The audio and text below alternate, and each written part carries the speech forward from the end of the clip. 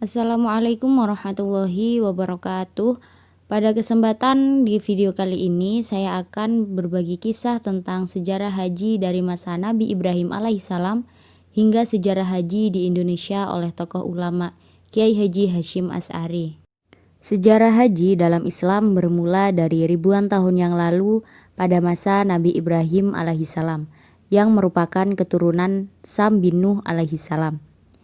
Sejak itu, kaum muslimin melaksanakan ritual haji untuk berziarah ke Ka'bah setiap tahun. Hal ini mengikuti risalah Nabi Ibrahim alaihissalam dan Nabi Ismail alaihissalam, serta risalah para nabi dan rasul setelah keduanya. Ritual suci ini berlangsung terus setiap pelaksanaan yang pernah dilakukan oleh Ibrahim dan Ismail.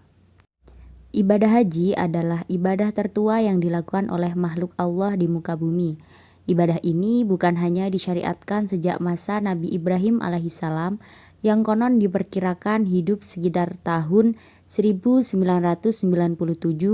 hingga 1822 sebelum Masehi. Tetapi di dalam suatu riwayat disebutkan bahwa Allah Subhanahu wa taala telah membangun Ka'bah sebagai tempat untuk ibadah sejak sebelum diturunkannya Nabi Adam alaihissalam dan istrinya ke muka bumi. Pada masa itu, satu-satunya modal transportasi yang memungkinkan adalah jalur laut, menggunakan kapal layar yang dikelola oleh maskapai-maskapai transportasi. Perjalanan berlangsung hingga memakan waktu cukuplah lama, karena hanya mengandalkan tiupan angin laut. Baru di akhir abad ke-19, ketika teknologi kapal uap sudah digunakan, durasi perjalanan dapat menjadi lebih cepat. Sebelum adanya regulasi yang diterbitkan oleh pemerintah kolonial, para jamaah haji menumpang kapal pedagang yang berlayar sepanjang Samudra Hindia. Dalam kelompok kecil, mereka mengikuti perjalanan yang ditempuh oleh kapal pedagang tersebut dari Singapura, Aceh, India, dan seterusnya. Sedangkan pada masa itu satu-satunya modal transportasi adalah melalui jalur laut. Oleh karena itu, banyaknya jamaah haji merupakan pekerjaan besar sekaligus peluang ekonomis bagi perusahaan yang memiliki kapal. Ada sebuah laporan yang menyebutkan bagaimana nahkoda yang jahat sampai membuang barang milik penumpangnya ke laut. Bahkan hingga timbul perkelahian antara penumpang dengan awak kapal. Tak hanya itu, ada pula kesulitan-kesulitan alam yang datang sepanjang perjalanan. Dalam sebuah laporan kolonial pada tahun 1893, ada badai besar yang menyerang sebuah kapal haji yang tidak layak dalam perjalanan pulang dari Tanah Suci dan mengakibatkan ratusan jamaah meninggal dan puluhan peti perbekalan hanyut. Sepeninggalnya Nabi Ibrahim alaihissalam, ibadah haji banyak mengalami perubahan tata cara dan ritualnya.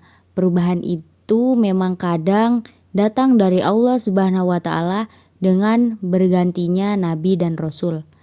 Nah, dalam syariat Islam, ibadah haji ini baru disyariatkan di masa ketika Rasulullah SAW hijrah ke Madinah. Sebagian ulama berpendapat pensyariatan haji ini dimulai pada tahun ke-9 Hijriah, sebagian lagi berpendapat pada tahun ke-10 Hijriah. Ibadah haji wajib dijalankan bagi tiap muslim yang mampu baik fisik maupun secara materi. Ibadah haji adalah berkunjung ke Baitullah untuk melakukan amalan-amalan ibadah, antara lain wukuf, mabit, tawaf, sa'i, dan lain sebagainya, demi memenuhi panggilan Allah Subhanahu wa taala yang mengharapkan ridhonya. Di ujung Perang Dunia II yang terjadi pada 1945 membuat perjalanan haji di wilayah Timur Arab Saudi menjadi tidak aman karena perang ini melibatkan Jepang dan Belanda yang menjajah Indonesia pada kisaran waktu itu. Nah, pada tahun 1945, serangan sekutu atas Jepang yang saat itu menduduki Indonesia memengaruhi perjalanan haji di Indonesia. yang masih menggunakan jalur laut.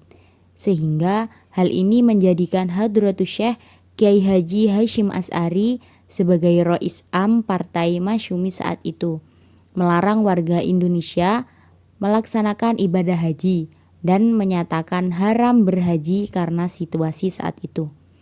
Ketidakamanan dan gangguan dalam perjalanan tersebut termasuk hambatan yang bisa menggugurkan kewajiban menunaikan ibadah haji. Dalam fikih disebutkan, jika seseorang telah mengenakan ihram dan kemudian terjadi gangguan keamanan dan dibatalkan hajinya, maka ia tidak perlu membayar dam. Fatwa Kiai Haji Hasyim Asy'ari itu membuat geram keinginan pemerintah Belanda yang sudah mengusir Jepang.